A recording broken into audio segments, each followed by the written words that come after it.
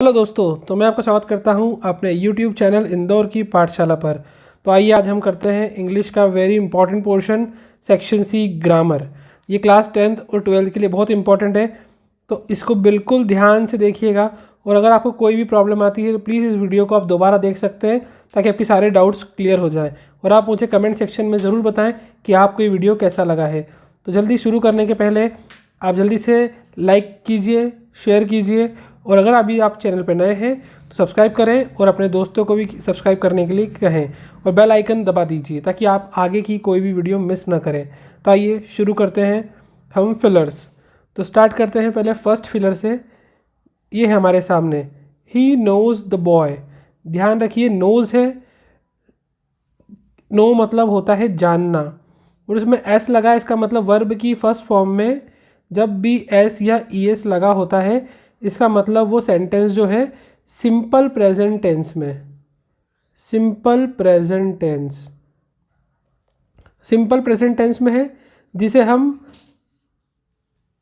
बहुत ही आसान समझते हैं, लेकिन कई बार एग्ज़ाम में यहीं से हम धोखा खा जाते हैं और यहीं से हमारा 1 मार्क्स चला जाता है। तो इसलिए थोड़ा ध्यान से समझें कि कब सिंपल प्रेजेंट टेंस होता है, कब सिंपल पास्ट टेंस होता है, क्योंकि कुछ वर्ब ऐसी होती है जिनकी तीनों फॉर्म्स सेम होती है, तो आप नहीं पहचान पाते कि वर्ब की फर्स्ट फॉर्म है या सेकंड। तो यहाँ से ध्यान रखिए, अगर सब्जेक्ट ही, शी, इट और सिंगुलर नेम, किसी एक इंसान का नाम, सिंगुलर मतलब एक नाम हो, तो आपको वर्ब के साथ में एस और ई एस लगाना है, वर्ब की फर्स्ट फॉर्म के साथ में, तभी ये होगा कि वह सिंपल प्रेजेंट टेंस है। अगर आपको एग्ज़ाम में कोई ऐसी वर्ब मिलती है जो आपको लगता है कि वर्ब की फर्स्ट फॉर्म है, लेकिन उसमें अगर वो इन किसी सब्जेक्ट से स्टार्ट होती है और उसमें एस और एस नहीं लगा है, तो आप समझ जाइए कि वर्ब की सेकंड फॉर्म है और आपको उसके अकॉर्डिंग फिर जवाब देना है। ठीक है, ऐसा एक एग्जांपल नीचे भी आएगा, तब हम डिस्कस करेंगे। तो अभी हम आगे बढ़ते हैं, थोड़ा मैं क्लीन कर देता हूँ इसको। तो he knows the boy, he knows the boy, वह लड़के को जानता है। Dash is wearing blue shirt. देखिए यहाँ बात बॉय की हो रही है, और बॉय के लिए, किसी भी इंसान के लिए हु वर्ड यूज़ होता है, आपको पता होगा, हु। विच होता है किसी वस्तु के लिए, थिंग्स के लिए, और वेयर होता है किसी प्लेस के लिए, जगह के लिए। तो इसलिए यहाँ पर हमने हु पुट करा। ठीक है, आइए हम करते हैं हमारा next objective. His brother is. His जो है वो रिलेशन दिखा रहा है किसका, ब्रदर के साथ। हीज़ ब्रदर यानी उसका भाई। Is dash R J. अब ध्यान से समझिए, इसको आपने क्या पढ़ा, आर जे। स्टार्ट में आप बोल रहे हैं आर और जे। जब शुरुआत आर से हो रही है मतलब आ से हो रही है, साउंड कौन सा आ रहा है, आ का। तो ध्यान रखिए, जब भी हिंदी में अ से अह के बीच का कोई भी स्वर आता है, साउंड आता है, जब आप फिल इन द ब्लैंक्स के बाद वाले वर्ड को पढ़ते हैं और पहला वर्ड अ से अह के बीच में होता है, तो ध्यान रखिए वहाँ पर आपका जो आंसर है वो हो जाएगा एन। क्या हो जाएगा दोस्तों, एन। ठीक है, ये ध्यान रखिएगा। अभी मैं आपको ब्रीफ में ए, एन और द कब पुट करते हैं समझाऊंगा, लेकिन अभी हम जान लेते हैं कि ए और एन में जो कन्फ्यूजिंग होती है, स्टूडेंट क्या करते हैं, बचपन से पढ़ते आते हैं कि भाई ए, ई, आई, ओ, यू आए अगर तो एन लगाना है। ठीक है, अदरवाइज मतलब उसके अलावा कोई भी आता है, कोई भी आता है अदरवाइज, तो हम उसमें ए लगा देते हैं और वहीं पे हमारा ऑब्जेक्टिव गलत हो जाता है। तो ध्यान रखिए, हमें ध्यान रखना है उसके साउंड पे, प्रोनाउंसिएशन पे, और अगर वो अ से अह के बीच में साउंड आ रहा है तो हमें एन पुट करना है। ओके, आई होप अब आपको समझ में आया होगा कि क्या बोलना चाहता हूँ मैं। Third, there is not dash water in the pool. तो क्लीन कर देते हैं इसको। There is not water in the pool. ध्यान रखिए, मैनी मतलब होता है कई, मतलब जब हम बात करते हैं कई मतलब बहुत सारों की, और वो काउंटेबल होते हैं। कैसे होते हैं, काउंटेबल, गिनने योग्य, तो मैनी लगाते हैं। एनी का यूज़ होता है निगेटिव सेंटेंस में, निगेटिव सेंस में नॉर्मली। जब एनी मतलब बोलते हैं कोई भी, मतलब बिल्कुल कोई, मतलब बिल्कुल निगेटिव में जब जाएंगे हम, कोई, कि आपका बिल्कुल फ्रेंड नहीं है, कोई भी पानी नहीं है, शक्कर नहीं, कोई भी नहीं, नेगेटिव सेंस में जाएंगे तो एनी लगाना है। और सब नॉर्मली हम लगाते हैं अफर्मेटिव मतलब सिंपल सेंटेंस में, और इंट्रोगेटिव में। इंट्रोगेटिव मतलब क्वेश्चन मार्क वाले सेंटेंस में, इंट्रोगेटिव सेंटेंस में। ठीक है। तो जब पोलाइट रिक्वेस्ट करते हैं ना तब कुछ मांगते हैं तो सम लगाते हैं। अभी यहाँ पर निगेटिव है, नॉट लिखा है मतलब निगेटिव है, और निगेटिव सेंटेंस में आपको एनी पुट करना है। ठीक है, आगे बढ़ते हैं हम। हैज़ लिखा है, ध्यान रखिएगा अगर हैव या हैज़ होता है, थोड़ा क्लीन करके लिखता हूँ ताकि आपको और स्पेस मिले समझने के लिए। जब भी हमारे पास हैज़ या फिर हैव या फिर हैड होता है, ये तीनों जो हैं ये दोनों प्रेजेंट परफेक्ट टेंस और ये पास्ट परफेक्ट टेंस में आती हैं। तो इन तीनों के साथ वर्ब की थर्ड फॉर्म यूज़ होती है हमेशा। क्या यूज़ होती है? वर्ब की थर्ड फॉर्म। ये आप बिल्कुल ध्यान से लिख लें। देखिए मैं जितना बताता जा रहा हूँ, यहाँ पे कॉपी और पेन लेकर बैठें और जो जो इम्पोर्टेंट बात मैं बता रहा हूँ वो आप ज़रूर नोट करें ताकि एग्ज़ाम में आप इसको रिवाइज़ कर सकें, या फिर आप इस वीडियो को एक बार एग्ज़ाम टाइम में जब गैप रहेगी 3 दिन की या 2 दिन की, तो आप इस वीडियो को अच्छे से देख सकते हैं। ठीक है, जैसे यहाँ पर हैज़ लिखा है तो वर्ब की थर्ड फॉर्म आएगी। राइट की थर्ड फॉर्म होती है written. First form write, second form wrote और थर्ड फॉर्म होती है रिटर्न। तो यहाँ पर हमारा आ जाएगा वर्ब की थर्ड फॉर्म जो हमने देखी और वो है return, WRITTEN, return. Okay, I hope आपको क्लियर हो गया होगा। हम बढ़ते हैं हमारे नेक्स्ट ऑब्जेक्टिव की ओर। तो दोस्तों अब हमारा नेक्स्ट ऑब्जेक्टिव है dash I take your pen. क्या मैं तुम्हारा पेन ले सकता हूँ? देखिए हम किससे पोलाइट रिक्वेस्ट कर रहे हैं, और जब हम किससे परमिशन लेते हैं, कोई परमिशन मांगते हैं, तो ध्यान रखिए आपको पता होगा परमिशन के लिए हम मे यूज़ करते हैं, है ना। आप बोलते हो ना may I drink water, may I get some juice, may I get some drink, वैसे ही हम बोलते हैं may I take your pen. May normally हम परमिशन के लिए यूज़ करते हैं जब हमें किसी से परमिशन लेना हो। ठीक है, नीड मतलब होता है आवश्यकता। जब हम किसी से बोलते हैं कि मुझे इस चीज़ की ज़रूरत है या आवश्यकता है तो हम उसके लिए नीड यूज़ करते हैं। और यूज्ड के साथ हमेशा टू यूज़ होता है बेटा, ध्यान रखिएगा आप। यूज्ड के साथ हमेशा टू यूज़ होता है, यूज्ड टू। इसका मतलब ये होता है कि कोई काम अगर आप पास्ट में रेगुलरली करते थे लेकिन अब आप नहीं करते, मतलब आपकी कोई पास्ट हैबिट होगी। जैसे मैंने बोला कि पहले मैं रोज़ सुबह घूमने जाता था, अब नहीं जा रहा हूँ किसी कारण से, तो मैं लिखूँगा यूज्ड टू। या पहले मैं स्कूल जाता था अब नहीं जाता, तो भी यूज्ड टू आएगा। ओके, तो आई होप आपको तीनों समझ में आ गए होंगे। नेक्स्ट की ओर बढ़ते हैं। We dash to follow traffic rules. Follow, to follow traffic rules, हमें ट्रैफिक रूल्स को मानना चाहिए। देखिए शुड मतलब होता है नॉर्मल एडवाइस, हम किसी को एडवाइस दे रहे हैं, वो माने या ना माने उसके ऊपर है। मस्ट होता है कंपलसरी ऑब्लिगेशन, जब हम किसी पे ऐसा दायित्व लगाएं जो उसको पूरा करना ही करना है तो मस्ट बोलते हैं। और ऑट मतलब होता है कोई हमारा ऐसा ऑब्लिगेशन, देखिए OUGHT ऑट, इसका मतलब होता है moral obligation, moral obligation. Moral obligation का मतलब होता है, मोरल मतलब नैतिक, ऑब्लिगेशन मतलब कर्तव्य।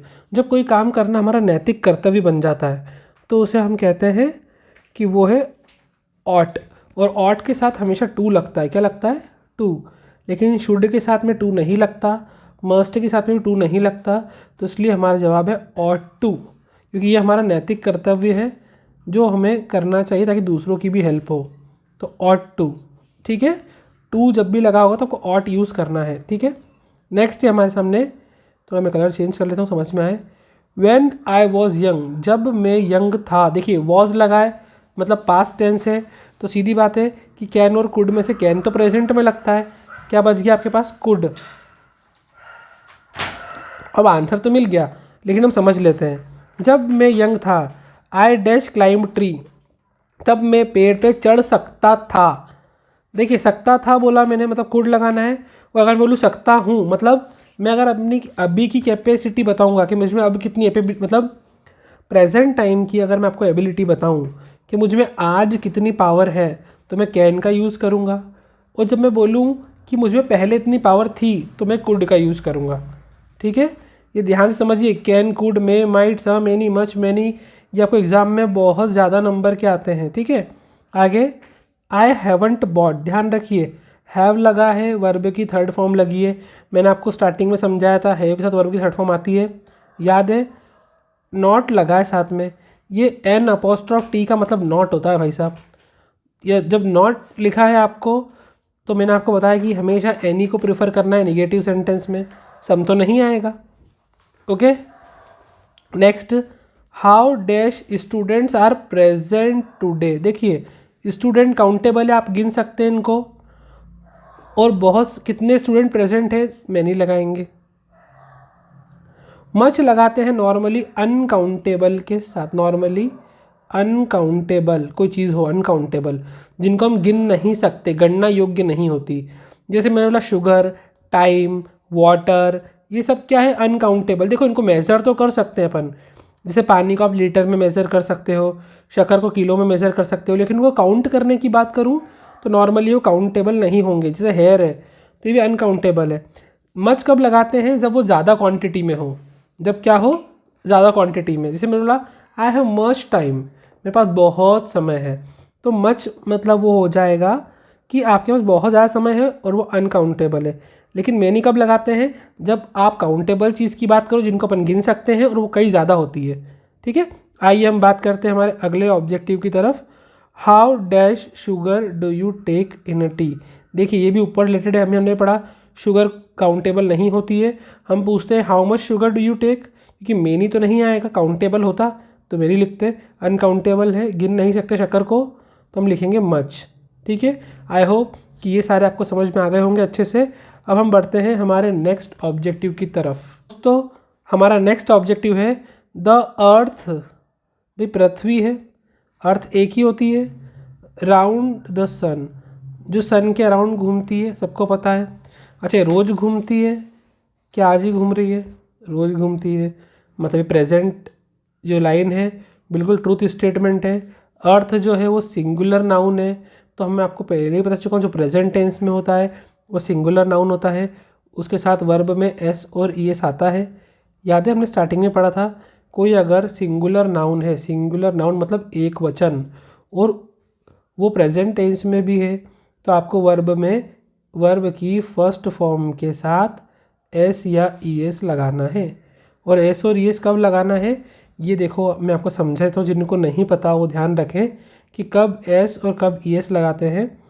तो अगर किसी वर्ड के लास्ट में एस, एक्स, ओ, एस एच, सी एच ऐसे वर्ड आते हैं तो आप उसमें ई एस लगाएंगे, नॉर्मली आप एस लगाते हैं। ठीक है, अगर वाई हो लास्ट में तो वाई को हटा के हम आई ई एस लगाते हैं, ये पता होगा आपको। जैसे क्राइस तो सी आर आई ई एस लगाते हैं क्राइस। ओके, ये जनरल रूल है। तो हम आगे बढ़ते हैं इसके बाद। ही ऑलवेज डैश ऑन टाइम। देखिए यहाँ पर बात वो ये ही लिखा है और वो हमेशा टाइम पर आता है, तो हमेशा मतलब रेगुलर, कोई काम रेगुलर होता है मतलब प्रेजेंट में आएगा। और ही भी जो है वो ही, शी, इट और सिंगुलर नेम जब भी आते हैं तो वर्ब में एस और एस लग जाता है, आपको ये बता चुका हूँ, तो कम्स आ गया। Ganga is dash a scared river. देखिए द लगेगा, आप सबको पता है बचपन से पढ़ता रहे, लेकिन क्यों लगेगा वो समझें। गंगा जो है वो हमारे लिए बहुत महत्वपूर्ण नदी, सबको पता है, लेकिन गंगा पूरे वर्ल्ड में एक ही रिवर है, फेमस रिवर है। और ऐसी कोई रिवर जो फेमस होती है तो उनके नाम के आगे भी द लगता है, वर्ल्ड में एक होती है। या कोई भी ऐसी चीज़ जैसे कोई मॉन्यूमेंट्स है जो बिल्कुल एक ही है तो उनके आगे भी द लगता है ना। कोई फेमस बुक हो, आगे हम पढ़ते हैं अरुण इज़ डैश टॉलेस्ट। यहाँ फोकस कीजिए, टॉलेस्ट बॉय, टॉलेस्ट मतलब होता है सबसे ऊंचा लड़का। अब भाई सबसे ऊंचा की बात कर रहे हैं हम, मतलब वो सभी से ऊंचा है। जब उसको अपन ने सबसे बेस्ट बना दिया है, सबसे ऊंचा बना दिया, तो द लगाना पड़ेगा। और द क्यों लगाना है वो हम आगे समझते हैं। थोड़ी स्पेस कम है यहाँ पर, थोड़ा हम आगे बढ़ के वो स्पेस लेके फिर समझते हैं। तो दोस्तों यहाँ हमारे पास स्पेस अच्छी है। मैं आपको बताना चाहता हूँ कि टॉलेस्ट है क्या। एक्चुअली में ये डिग्री है। अगर आपने डिग्री पढ़ी हो तो ठीक है, नहीं पढ़ी हो तो मैं आपको समझा देता हूँ। डिग्री 3 टाइप की होती है। पहली होती है पॉजिटिव डिग्री, दूसरी होती है कंपैरेटिव, और तीसरी होती है superlative. Superlative, LATIVE, superlative degree. ठीक है, पॉजिटिव डिग्री में क्या होता है, जैसे मैंने बोला गुड, जब मैं किसी एक सब्जेक्ट की बात करूँगा उसे उसको एक कॉम्प्लीमेंट दूंगा कि हाँ ये सिंपल है, कि आप अच्छे हो। कंपैरेटिव की बात जब करूँगा जब मैं उस इंसान की किसी से तुलना करूँगा, किसी भी इंसान से तुलना करूँगा या किसी की चीज़ से तुलना करूँगा तो बेटर लगाएंगे, सेकेंड डिग्री। और अगर मैं बोल दूँगा नहीं आप तो सबसे ही अच्छे हो, मतलब उसको लगाना पड़ेगा बेस्ट। वैसे ही अगर मैं बात करूँ अगली, तो अगर आप बोलो कि यू आर बैड, आप बैड हो, आप उससे बैड हो, उससे बुरे हो तो वर्स्ट यूज़ करना पड़ेगा, आप सबसे बुरे हो तो वर्स्ट। तो ये क्या है, डिग्री है। सिंपल सेंटेंस में क्या यूज़ करना है, कंपैरिजन करते वक्त क्या यूज़ करना है, और जब सबसे इम्पॉर्टेंट बता दोगे सबसे ज़्यादा अच्छा क्या है, वो सुपरलेटिव डिग्री होता है। जैसे मैंने बोला यू आर ब्यूटीफुल, आप सुंदर हो। अब ब्यूटीफुल के साथ में कंपैरेटिव डिग्री बनती है मोर ब्यूटीफुल। ध्यान रखना जो जो खास हम वही पढ़ रहे हैं अभी, मोर ब्यूटीफुल। और अगर बताना सबसे सुंदर हो तो मोस्ट ब्यूटीफुल, मोस्ट ब्यूटीफुल। ध्यान रखना ये। नॉर्मली जैसे मैंने बोला कि कोई भी सेंटेंस हो, नॉर्मली अगर बात करूं तो उसमें ई आर लगा दूं अगर मैं नॉर्मल में, तो उसकी अच्छी डिग्री बना सकता हूं मैं कंपैरेटिव, और ई एस टी लगा के उसकी सुपरलेटिव डिग्री बना सकता हूं। लेकिन ये हर जगह रूल नहीं काम आता, कहीं कहीं जगह पर आपको मोर और मोस्ट भी लगाना पड़ते हैं। उसके लिए हम एक बार डिटेल में क्लास रखेंगे जहाँ पे आपको डिग्री का मैं टोटल नॉलेज दूंगा कि किस किस डिग्री में क्या क्या लगता है और कैसे लगता है, ठीक है। एक तो आपके सामने उदाहरण है टॉल का, टॉल, टॉलर, टॉलेस्ट। मतलब ये सिंपल बोला, आप ऊँचे हो तो यू आर टॉल, आप उससे ऊँचे हो तो टॉलर, आप सबसे ऊँचे हो तो टॉलेस्ट। तो जितनी भी सुपरलेटिव डिग्रीज होती है, ध्यान रखिए ये डिग्री सुपरलेटिव डिग्री, इन सब के साथ में आपको जो वर्ड यूज़ करना है वो है the, T H E the, ठीक है। ये आर्टिकल आपको पुट करना है, तो इसलिए Arun is the tallest boy आएगा, ठीक है। मेरा काम सिर्फ ऑब्जेक्टिव के आंसर टिक करा कि याद करने का नहीं बोलना है, मेरा काम है आपको डिटेल में समझाना ताकि आप एग्जाम में कोई भी ऑब्जेक्टिव आए तो बहुत ही आसानी से कर पाएँ, ठीक है। आइए हम आगे बढ़ते हैं। हाँ दोस्तों, तो हमारा अगला सवाल है बहुत सिंपल, आप सबको आता होगा, ये बहुत बार पढ़ा भी होगा। हीज़ फादर, वापस हीज़ आ गया, मतलब उसके पिताजी कौन है, एमएलए। भैया एमएलए कैसे पढ़ते हैं, एम फिर एल फिर ए, इसको पढ़ते हैं एमएलए। अब आप बताइए कि इसकी शुरुआत किस वर्ड से हो रही है, ए से, और ए जो है वो हमारे अनाराम में अ से अह के बीच में आता है क्या? हाँ आता है, बिल्कुल आता है सर। तो अगर आता है तो इसलिए उसमें क्या पुट होना चाहिए फिर, अगर आता है तो सर उसमें एन पुट होना चाहिए, क्योंकि हम बता चुके हैं कि अगर फिल इन द ब्लैंक्स के बाद वाले वर्ड में प्रोनाउंसिएशन करने पर, मतलब उसको उच्चारण करने पर, अगर अ से अह के बीच का शब्द आता है तो वहाँ पे हम एन पुट करेंगे, ठीक है। क्योंकि एमएलए कोई यूनिवर्सल थिंग तो है नहीं, कोई स्पेशल थिंग तो है नहीं जो पूरी दुनिया में एक हो, तो हम द लगाएंगे, ठीक है। द कब लगाते हैं, जब किसी चीज़ को हम स्पेशल बता दें, स्पेसिफिक कर दें, उसी के बारे में बात करें, ठीक है। यहाँ ऐसा कुछ भी नहीं है, तो हम आगे बढ़ते हैं। दे हैव बीन प्लेइंग, देखिए फोकस आपको जो करना है वो इस वर्ड पे करना है। अगर हैव या हैज़ या हैड के साथ बीन लगा है और वर्ब में आईएनजी भी लगी है, अगर हैज़ हैव के साथ में बीन लगा है और वर्ब में ये आईएनजी पुट है, इसका मतलब ये या तो प्रेजेंट परफेक्ट कंटिन्यूअस है या पास्ट परफेक्ट कंटिन्यूअस है, क्योंकि प्रेजेंट परफेक्ट कंटिन्यूअस टेंस में हैज़ और हैव के साथ में बीन लगा होता है, पास्ट परफेक्ट कंटिन्यूअस में हैड के साथ में बीन लगा होता है, और फ्यूचर परफेक्ट कंटिन्यूअस में विल हैव के साथ बीन लगा होता है, ठीक है। तो यहाँ पर जब भी आपको ऐसा कोई भी कंडीशन मिले जहाँ पर हैव बीन या हैज़ बीन या हैड बीन लगा हो, वर्ब में आईएनजी भी लगा हो, तो आप समझ जाइए कि वो किसी भी टेंस का परफेक्ट कंटिन्यूस वाला सेंटेंस है, और उसमें आपको सिंस या फॉर लगाना है। तो सिंस कब लगाते हैं और फॉर कब लगाते हैं वो समझ लेते हैं, देखिए ध्यान से। पहले हम लगाते हैं सिंस, फिर लगाते हैं हम फॉर, देखिए कब लगाते हैं, बहुत इजी है, एक बार में समझ में आ जाएगा, तो आप कभी एग्जाम में इसमें गलती नहीं करेंगे। तो आई होप आप समझने के लिए तैयार है। सिंस जो लगाते हैं वो हम लगाते हैं जब या तो मॉर्निंग, इवनिंग, नाइट ऐसा करेक्ट टाइम दिया हो अपने को, मॉर्निंग, इवनिंग, नाइट, ठीक है। दूसरा, अगर कोई करेक्ट टाइम दिया हो 2 PM, 3 PM, 4 PM, 5 PM, या कोई भी टाइम दिया हो करेक्ट 2 o'clock, 7 o'clock, या फिर किसी मंथ का नाम दिया हो, जनवरी, फरवरी, मार्च, अप्रैल, मई, कुछ भी, या फिर संडे, मंडे, ट्यूसडे, वेडनेसडे ऐसा कुछ दिया हो, या फिर आपको किसी ईयर के बारे में दिया हो 2010, 2001, ऐसा कोई भी ईयर दिया हो जहाँ पर आपको स्पेसिफिकली उसके बारे में पता हो, करेक्ट टाइम या करेक्ट प्लेस, तो आप करेक्ट टाइम पता हो तो आप सिंस लगाएंगे। अब फॉर कब लगाएंगे? जब आपको इसके बारे में करेक्टली नहीं पता हो। जैसे मैंने सिर्फ बोला कि 2 आवर, अब वो 2 आवर कोई से भी हो सकते हैं, 2 मंथ तो 2 महीने कोई से भी हो सकते हैं, 2 ईयर तो वो 2 साल भी कोई से भी हो सकते हैं, है ना। 2 डेज तो 2 दिन भी कोई से भी हो सकते हैं। जब आपको ये नहीं पता हो स्पेसिफिकली कि कितने टाइम के बारे में बात कर रहे हैं, तो वहाँ पर आप क्या लगाएंगे? फॉर लगाएंगे, ठीक है। जहाँ करेक्ट टाइम पता हो, करेक्ट आपको डे पता हो, करेक्ट आपको मंथ पता हो, तो आपको सिंस लगाना है, ठीक है। तो इसी हिसाब से मॉर्निंग लिखा है तो हमारा जवाब होगा सिंस, ठीक है। क्या होगा? सिंस। आइए हम बढ़ते हैं हमारे अगले सवाल की ओर। We have been studying in this college, वापस से बीन आ गया, वर्ब में ING आ गया। चलो जल्दी से जवाब दो, क्या होना चाहिए जवाब? जल्दी से, मेरे बिना बताए बता दो। 3 ईयर्स लिखा है, कौन से ईयर पता है क्या? नहीं पता, सिर्फ ईयर लिखा है। 2005, 6, 7, 8 नंबर तो नहीं पता ना, क्या लगेगा? फॉर। बहुत आसान है, 1 नंबर आप कवर कर सकते हो उसी से, ठीक है। तो ये सिंस और फॉर वाले हो गए। अगले क्वेश्चन पे कॉन्सेंट्रेट करना है, थोड़ी जगह मैं क्लीन कर देता हूँ। तो आइए हमारे अगले प्रश्न पे। तो आ गए हमारे नेक्स्ट क्वेश्चन पे।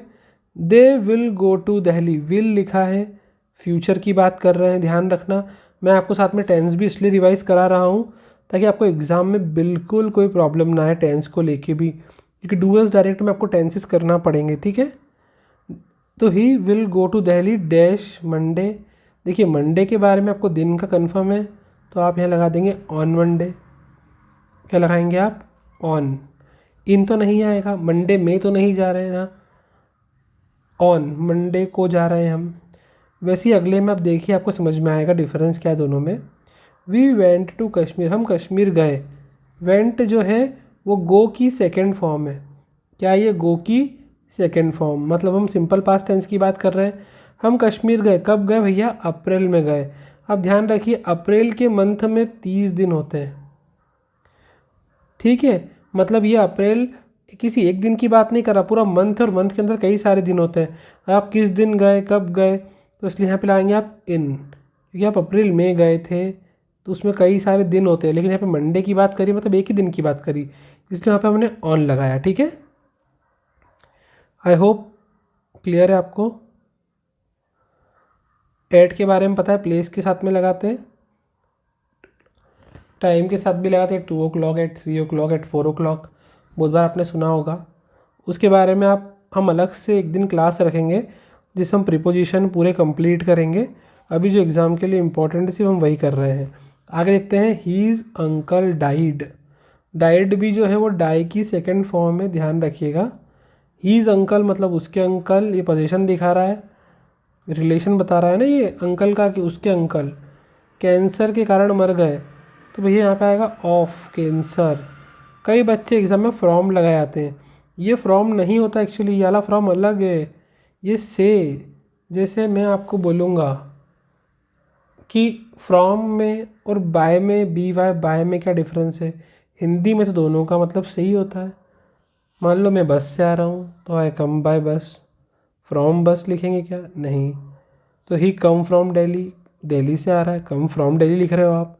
तो कब फ्रॉम लगाना है, कब बाय लगाना है, इसके बारे में भी जब हम पूरी प्रीपोजिशन की क्लास रखेंगे तब मैं आपको इसके बारे में भी बता दूंगा कि कब आपको ये यूज़ करना है। अभी आप कुछ वर्ड्स ध्यान रखें, जैसे उसे कैंसर के कारण मरा, he is afraid of dog, उसे कुत्तों का डर है, कुत्तों से डर नहीं है, फ्रॉम नहीं आएगा, कुत्तों का डर, यहाँ भी क्या आएगा ऑफ। इन दोनों सेंटेंसेस को आप स्पेशली ध्यान रखें क्योंकि इसमें मेजॉरिटी बच्चे गलती कर सकते हैं, ठीक है। तो एक इनके साथ में ऑफ ही लगेगा हमेशा, ठीक है। He is afraid of dog ये बहुत बार एग्जाम में पूछा जा चुका है और कई बार बच्चे फ्रॉम लिख कर आके गलती कर देते हैं, ठीक है। अब बढ़ते हैं हम नेक्स्ट प्रश्न की ओर। I am not going to office, मैं ऑफिस नहीं जा रहा हूँ। एम लगाए, देखिए वर्ब में ING लगाए, मतलब ये प्रेजेंट कंटिन्यूस टेंस है, ठीक है। मैं ऑफिस नहीं जा रहा हूँ, क्यों नहीं जा रहा हूँ? आई एम इल, मैं बीमार हूँ। तो मैं ऑफिस नहीं जा रहा हूँ क्योंकि मैं बीमार हूँ। तो बिकॉज मतलब क्या होता है? क्योंकि। और सो का मतलब क्या होता है? इसलिए। सो मतलब होता है इसलिए, बिकॉज मतलब होता है क्योंकि, और एंड का मतलब सबको पता होगा, एंड मतलब होता है और। जब दो सेंटेंस को जोड़ना हो तो एंड का यूज़ करते हैं, ठीक है, जब दोनों बराबर सेंटेंस हो एक जैसे। अब आगे बढ़ते हैं हम हमारे अगले ऑब्जेक्टिव की ओर। आइए हम बढ़ते हैं हमारे अगले प्रश्न की ओर। Dash you work hard you will pass, आप हार्ड वर्क करो आप पास हो जाओगे। इफ़ और अनलेस में से लगाना है। इफ़ का मतलब होता है यदि, अनलेस मतलब होता है यदि नहीं। इफ़ का मतलब होता है यदि और अनलेस का मतलब होता है यदि नहीं। तो ये यदि आप मेहनत करोगे तो पास हो जाओगे ना, कंडीशन है ये। तो if you work hard you will पास, अगर आप मेहनत करोगे तो पास हो ही जाओगे, सिंपल है। तो यदि नहीं तो आएगा नहीं, क्या आप मेहनत नहीं करोगे तो पास हो जाओगे? ऐसा होता है क्या? ऐसा होता तो सब जने पढ़ने ही जा छोड़ के बैठते आराम से, है ना। फिर आई प्रेफर कॉफ़ी, ध्यान रखिएगा मैं कॉफ़ी प्रेफर करता हूँ, 2T आएगा, TO2। देन तो कंपैरिजन के वक्त आता है, फ्रॉम मतलब तो से होता है, सबको पता ही है, तो 2 आएगा यहाँ पे 2T। ये भी ध्यान से रखना बच्चे, इसमें भी एग्जाम में बहुत गलती करके आते हैं। नेक्स्ट है the patient had died, had लिखा है, हैड मतलब पास्ट टेंस, कौन सा पास्ट? भाई वर्ब की थर्ड फॉर्म लिखी है, मतलब ये हो गया पास्ट परफेक्ट टेंस। कौन सा? Past perfect tense. और इसमें क्या आता है भैया, देखिए the patient had died, patient मर चुका था। द डॉक्टर हैज अराइव्ड, मतलब बिफोर आफ्टर लगाना, बिफोर मतलब पहले, आफ्टर मतलब बाद में। तो क्या होगा? Patient had died before the doctor arrived. अरे मतलब पहुंचने के पहले, डॉक्टर के पहुंचने के पहले ही पेशेंट मर चुका था। तो क्या आएगा? बिफोर। नेक्स्ट क्वेश्चन देखिए, आपको बताया था मैंने ER लगा हुआ है, कंपैरिजन कर रहे हैं भोपाल और ग्वालियर के बीच में, तो क्या लगाना है आपको? देन। बहुत सिंपल था, दो सिटीज़ के बीच में कंपेयर कर रहे हैं आप, भोपाल में और ग्वालियर में। लार्जर लिखा है मतलब कंपैरेटिव डिग्री लगी हुई है, और कंपैरेटिव डिग्री के साथ में क्या आता है? देन आता है, ठीक है, हमेशा ध्यान रखना कंपैरेटिव डिग्री के साथ देन आना कंपलसरी है। Next, we were making kite, were जो है वो आपको पता होगा कि जैसे हम इज एम आर लगाते हैं प्रेजेंट कंटिन्यूस टेंस में, वैसे वॉज और वर लगाते हैं हम पास्ट कंटिन्यूस टेंस में। वर्ब में ING आती है। तो हम पतंग बना रहे थे व्हेन फादर, और जब कौन आ गए? पिताजी आ गए। देखो भैया, आप पहले बना रहे थे, पिताजी भी पहले आए ना। जब ये पास्ट टेंस है तो यहाँ पर भी क्या होना चाहिए? पास्ट होना चाहिए, प्रेजेंट तो आएगा नहीं, तो प्रेजेंट टेंस नहीं आएगा, कौन सा आएगा? पास्ट टेंस, ठीक है। आई होप यहाँ तक समझ में आ गया होगा आपको, ठीक है। जो भी मैं बता रहा हूँ बहुत इंपॉर्टेंट है एग्ज़ाम के लिए, इसको नोट ज़रूर करते रहना, या फिर इस वीडियो को आप दोबारा देख लेना, तब भी आपका काम हो जाएगा। आइए हम बढ़ते हैं हमारे अगले ऑब्जेक्टिव की तरफ। तो दोस्तों हमारा नेक्स्ट ऑब्जेक्टिव जो आपके सामने है वो ये, डोंट लीव दिस प्लेस, ये प्लेस तब तक मत छोड़ना, आई कैम बैक, मैं वापस ना आ जाऊँ। तो अपन क्या बोलेंगे? व्हेन, जब मैं वापस आ जाऊँ, या जब तक, क्या बोलेंगे? तो don't leave this place until I come, अपन क्या बोलेंगे? जब तक मैं ना आऊँ। Don't leave this place until I come, मेरे आने तक जाना मत, अनटिल आई कम बैक, ये होगा ना। Don't leave this place until I come back, जब तक मैं ना आ जाऊँ जाना मत, अनटिल मतलब जब तक, ठीक है। तो अनटिल आ गया। I buy that mobile if I had money, अगर मेरे पास मनी होती, इफ़ मतलब यदि या अगर, हैड लगाते हैं हम पास्ट टेंस के साथ में, ये हैव का सेकंड फॉर्म हो जाएगा। इफ़ आई हैड मनी, अगर मेरे पास पैसा होता तो मैं मोबाइल ख़रीद लेता। तो भैया सिंपल बात है, यहाँ पे वुड आएगा। अब आप बोलेंगे वुड हैव क्यों नहीं आएगा? भाई वुड हैव लगा होगा, वर्ब की थर्ड फॉर्म लिखना पड़ेगी, और यहाँ पे बाय जो है वो वर्ब की फर्स्ट फॉर्म है। यहाँ पर बाय जो है वर्ब की फर्स्ट फॉर्म है। आइए हम बढ़ते हैं नेक्स्ट क्वेश्चन की तरफ। She dash go to temple every day, वह रोज मंदिर जाती। अब है या थी देखते हैं बाद में क्या होता है। When she lived in village, जब वो गांव में रहती थी तब मंदिर जाती थी। यहाँ भी क्या आएगा? वुड। ऑप्शन दिख नहीं रहे हैं आपको? ऑप्शन में है, मैं यहाँ ऑप्शन लिख देता हूँ। ऑप्शन है वुड, विल या फिर कुड। ये ऑप्शन है आपके सामने, वुड, विल या कुड, ये तीन ऑप्शन है। देखिए वुड हमने लिखा है, विल क्यों नहीं आएगा? भाई विल फ्यूचर टेंस में आता है, सिंपल फ्यूचर में, और यहाँ बात पास्ट की कर रहे हैं तो फ्यूचर तो आएगा नहीं। और हम कुड पहले पढ़ चुके हैं, ये कैन का पास्ट जो क्षमता दिखाता है कि हमारी एबिलिटी है कि नहीं। और देखिए मंदिर जाने में क्या एबिलिटी होगी? तो होगा नहीं, तो सिंपल वुड लगा दिया। ओके, हम आगे बढ़ते हैं। ही वॉन्टेड टू के बाद हमेशा वर्ब की फर्स्ट फॉर्म आती है। टू के बाद क्या आती है? हमेशा वर्ब की फर्स्ट फॉर्म। यहाँ पर वर्ब की फर्स्ट फॉर्म क्या है? बिकम, तो सिंपल बिकम लिख दिया। ठीक है भाई, सिंपल फंडा, टू के बाद वर्ब की फर्स्ट फॉर्म लगाना है। वर्ब की फर्स्ट फॉर्म ये थी, आंसर आ गया हमारा। My father is dash teacher, retire, retiring और रिटायर्ड। ध्यान रखना मेरे पिताजी एक टीचर हैं। कौन से टीचर हैं? तो आएगा रिटायर्ड टीचर। अपन बोलते हैं ना कि यार रिटायर हो चुके हैं, मतलब रिटायर्ड टीचर है वो। या अपन बोलते हैं कि यार वो तो रिटायर्ड आर्मी ऑफिसर है, तो इसे रिटायर्ड बोलते हैं अपन, रिटायर नहीं बोलते। प्रेजेंट में नहीं आएगा, उसको हमको लिखना पड़ता है पास्ट में, क्योंकि रिटायर हो चुके हैं। अब रिटायर नहीं होने वाले, रिटायर हो चुके हैं ऑलरेडी। तो आइए दोस्तों हम बढ़ते हैं हमारे अगले सेंटेंस की ओर। आपके सामने है ही अवॉइड्स। देखिए अवॉइड्स लिखा है, वर्ब में एस ई एस भी है, ही भी लगा है, मतलब वापस से सिंपल प्रेजेंट टेंस है। और वो अवॉइड करते हैं, क्या करते हैं? अवॉइड टॉकिंग टू स्ट्रेंजर्स, बात करने का अवॉइड करते हैं। यहाँ पे जो टॉकिंग है उसको जीरण के रूप में यूज़ करा है इन्होंने। टॉक का आईएनजी फॉर्म को जीरण के रूप में यूज़ करा है। जीरण क्या होता है? जब किसी वर्ब में हम आईएनजी लगा के उसे एज अ हम नाउन भी यूज़ कर सकते हैं। आपने सुना होगा जिसे हम बोलते हैं स्विमिंग, तो स्विमिंग मतलब तैरना हो तो वर्ब होता है स्विम, लेकिन उसमें आईएनजी लगा के हम swimming is a good exercise भी लिख सकते हैं ना, तो स्विमिंग को हमने नाउन बना दिया। वैसे इसका जीरण के रूप में भी हम यूज़ कर सकते हैं आईएनजी लगा के। ही अवॉइड्स टॉकिंग टू स्ट्रेंजर, वो स्ट्रेंजर से बात करने को अवॉइड करते हैं। ठीक है, नेक्स्ट है dash goods will not be taken back. या आपने बहुत बार लाइन सुनी होगी, बेचा हुआ माल वापस नहीं होगा। Goods will not be taken back, वापस नहीं लेंगे।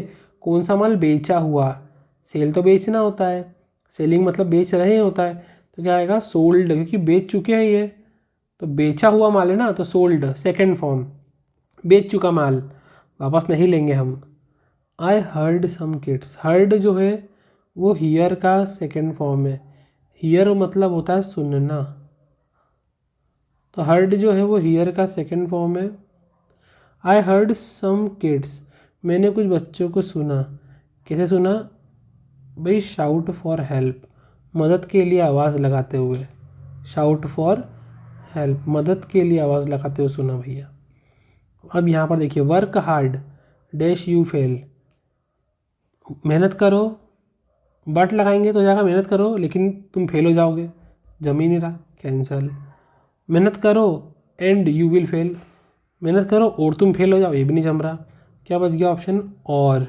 वर्क हार्ड और यू विल फेल, मेहनत करो या फिर तुम फेल हो जाओगे भाई। और मतलब ऑप्शन या तो ये या तो वो। नेक्स्ट है ही इज़ आवर लेट, ध्यान रखिएगा इसको हवर नहीं पढ़ते, आवर पढ़ते हैं, तो इसमें क्या आएगा? एन, क्योंकि देखिए शुरुआत क्या हो रही है? आवर। इसको लोग आर भी पढ़ते हैं, आर, अवर, और जो पढ़ना है। लेकिन अपने प्रोनाउंसिएशन में क्या आएगा, अ स्टार्टिंग में आ रहा है, और जब स्टार्टिंग में अ आता है तो अ जो है वो अनाराम में अ से अह के बीच में आता है। जी हाँ आता है, तो इसलिए यहाँ पे क्या लगा दिया अपन ने, एन। यही हम ऊपर भी सीख चुके हैं। लेकिन अब किसी बच्चों को दिक्कत होती है कि प्रोनाउंसिएशन कैसे करें, कैसे पता पड़ेगा कि इसको हवर पढ़ना है कि आर पढ़ना है कि अवर पढ़ना है। तो आइए वो थोड़ा कन्फ्यूज़न हम दूर करने की कोशिश करते हैं। तो आइए आपकी इस हवर और अवर की प्रॉब्लम को थोड़ा दूर करने की कोशिश करते हैं। जब भी एच के बाद में ओ आएगा तो हम एच को कर देंगे साइलेंट। जब भी एच के बाद में ओ आएगा तो एच हो जाएगा हमारा साइलेंट। साइलेंट मतलब एच को नहीं पढ़ेंगे। जैसे मैंने बोला HONEST, तो इसको बहुत से लोग पढ़ते हैं होनेस्ट। क्या पढ़ते हैं, होनेस्ट, जो गलत है। इसका सही प्रोनाउंसिएशन होता है ऑनेस्ट। अब जो होनेस्ट पढ़ेगा वो ए लगा के आएगा साथ में, और जो ऑनेस्ट पढ़ेगा वो एन लगा के आएगा साथ में। ठीक है ना, ये तो गलत हो जाएगा क्योंकि प्रोनाउंसिएशन ही ऑनेस्ट हो रहा है। तो ध्यान रखिए, जब भी एच के बाद में, जब भी एच के बाद में ओ आता है, एच के बाद में ओ, तो हम एच को साइलेंट करके ओ से पढ़ना शुरू करते हैं।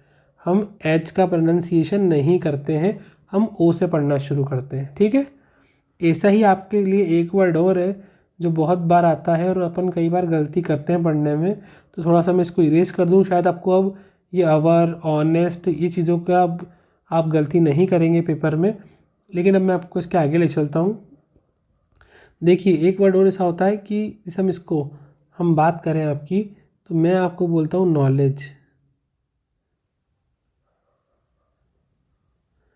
ठीक है, तो अब यह ध्यान से देखिए, इसमें के भी इंक्लूड है, लेकिन हम सिर्फ नो से पढ़ रहे हैं, हम सिर्फ इतना पढ़ रहे हैं, नॉलेज ही पढ़ रहे हैं हम इसको, का नॉलेज नहीं पढ़ रहे हैं, नॉलेज, नॉलेज पढ़ रहे हैं हम।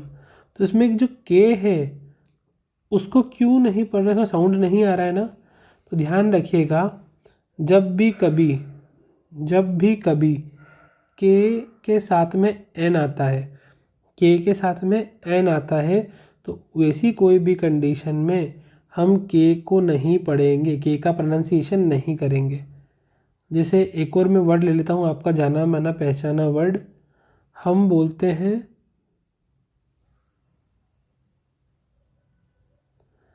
ये शब्द देखा है, कोलकाता नाइट राइडर्स, सबने सुना होगा ना, स्पेलिंग ही आती है उसकी।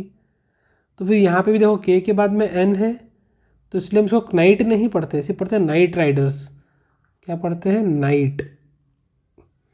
ठीक है ना, जबकि स्पेलिंग कैसे स्टार्ट होती है, तो जब भी के साथ में आपको एन आएगा तो ऐसी किसी भी कंडीशन में के को नहीं पढ़ना है। ठीक है, तो आप बिल्कुल आर्टिकल ठीक से फिल कर पाएंगे। आइए हम बढ़ते हैं आगे। तो आइए हमारे सामने हमारे लास्ट जो ऑब्जेक्टिव्स आज के, please spread dash butter on the bread. देखिए, few, little, a little and few मतलब होता है थोड़ा बहुत, है ना, थोड़ा बहुत। अ फ्यू लगाते हैं सिंगुलर थोड़ा बहुत, और लिटिल लगाते हैं कुछ के साथ। जब हम बोलेंगे अनकाउंटेबल की बात करेंगे, फ्यू नॉर्मली काउंटेबल के साथ में लगाते हैं, लिटिल लगाते हैं अनकाउंटेबल के साथ में। तो ये लिख दिया हमने अ लिटिल, क्योंकि बटर जो है वो थोड़ा लगाने का बोल रहे हैं, बटर अनकाउंटेबल है इसलिए। ठीक है, मेजरमेंट फिर होती है लेकिन अनकाउंटेबल है। देखिए, a few, a little, the few, the little, few, little, इनके बारे में डिटेल में जानने के लिए अगर आपको जानना हो तो उसके लिए हम बिल्कुल क्लास लेकर आएंगे। आप कमेंट बॉक्स में लिख दीजिएगा अगर आप इंटरेस्टेड हैं, तो उसके लिए हम बिल्कुल डिटेल में अलग से क्लास लेकर आएंगे। लेकिन अभी एग्ज़ाम पॉइंट ऑफ व्यू के लिए बस इतना ही जानना ज़रूरी है कि अगर यहाँ पर जो वर्ड है वो अनकाउंटेबल है तो लिटिल लगाना है, वरना फ्यू लगाना है। ठीक है, आगे बढ़ते हैं। ही हैज़ गिवन, देखिए हैज़ के साथ में गिवन लिखा है, मतलब वर्ब की थर्ड फॉर्म लिखी है। ठीक है, लिखिए भैया, मतलब टेंस कौन सा, ये प्रेजेंट परफेक्ट टेंस। ठीक है, और साथ में लिखना है अप लिखा है या अवे लिखा है, फॉर लिखा है। तो ध्यान रखना, गिवन अप जो है वो अपने आप में, थोड़ा मैं क्लीन कर दूँ, गिवन गिवन अप जो ये वर्ड है ना, ये अपने आप में एक फ्रेज है। इसका मतलब होता है छोड़ देना, किसी चीज़ को त्याग देना। पर बोलते हैं ना गिव अप कर दिया उसने, किसी का इंसान बोलते हैं यार इसने गिव अप कर दिया। डोंट गिव अप यार, छोड़े मत, अभी हार मत मान, गिव अप मत कर। तो गिवन अप मतलब होता है कोई काम को छोड़ देना। और उसमें उन्होंने लगा दी है हैज़ के साथ में थर्ड फॉर्म, मतलब ये बन गया प्रेजेंट परफेक्ट। मतलब मैं क्या बोलूँगा, वह स्मोकिंग छोड़ चुका has given up. Given up मतलब छोड़ देना, और हैज़ के साथ में थर्ड फॉर्म लग गई, मतलब वो छोड़ चुका है ऑलरेडी। तो इसलिए ध्यान रखना गिव के साथ में अप ही आएगा। ये एक पूरा फ्रेज है। हम आगे बढ़ते हैं। हमारे लिए जो लास्ट है आज के लिए, we dash wear mask in crowded place. Mask को पहनना चाहिए, कोरोना चल रहा है। आप देखो, मैंने बताया यूज्ड के साथ में भी टू लगता है, ऑट के साथ में भी टू लगता है। यहाँ पे टू नहीं है तो मतलब शुड लगेगा। ये बात तो हमारी क्लियर हो गई कि भैया यहाँ पे क्या लगेगा, शुड। ठीक है, अब देखिए शुड का मतलब होता है चाहिए। क्या होता है शुड का मतलब, चाहिए, हमें मास्क पहनना चाहिए। पर ये चाहिए जो है ना वो कंपलसरी नहीं है। शुड मतलब हम चाहिए तो बोलते हैं, लेकिन एज एन एडवाइस बोलते हैं। एडवाइस, किसी को हम सलाह दे रहे हैं कि तुमको ये करना चाहिए, तुमको ऐसा करना चाहिए, तुमको मास्क पहनना चाहिए, तो सलाह देने के लिए हम शुड का यूज़ करते हैं। ओके, लेकिन जब हम कंपलसरी कर दें तो यही चाहिए का मतलब मस्ट हो जाता है। और यहीं अगर हम किसी को उनका मोरल ड्यूटी बताएं, मतलब मोरल ऑब्लिगेशन बता दें, तो वहाँ लग जाता है ऑट टू। ठीक है, तो ये हमने कुछ आज अलग अलग टाइप के 40 फिलर्स करे हैं। आई होप ये एग्ज़ाम में आपको बहुत बहुत काम आएंगे, और आप फिलर का एक भी नंबर एग्ज़ाम में नहीं छोड़ेंगे। आप बिल्कुल क्रैक करेंगे, वो भी बहुत ही अच्छे से। अब कल हम पढ़ने वाले हैं डू एज डायरेक्टेड, जिसमें हम tenses, active voice, passive voice, narration, jumbling the sentences, so that का यूज़ कैसे करते हैं, टू और टू का यूज़ कैसे करते हैं, इफ़ और अनलेस को रिप्लेस कैसे करते हैं, दो अलग अलग सेंटेंसेस को जॉइंट कैसे करते हैं। तो ये जानने के लिए बिल्कुल जल्दी से हमारे चैनल को सब्सक्राइब करें, बेल आइकन दबाएं, लाइक करें और शेयर करें, ताकि मैं भी आपके लिए इतनी वीडियो बनाऊं अच्छे से, क्योंकि एक वीडियो बनाने में बहुत मेहनत लगती है दोस्तों, है ना। चलिए, इसी उम्मीद के साथ हम मिलते हैं हमारे नेक्स्ट वीडियो में। जब तक आप पढ़ाई कीजिए अच्छे से और एग्ज़ाम के लिए तैयार हो जाइए, क्योंकि अब सिर्फ बचे हैं 10 दिन। Countdown begins.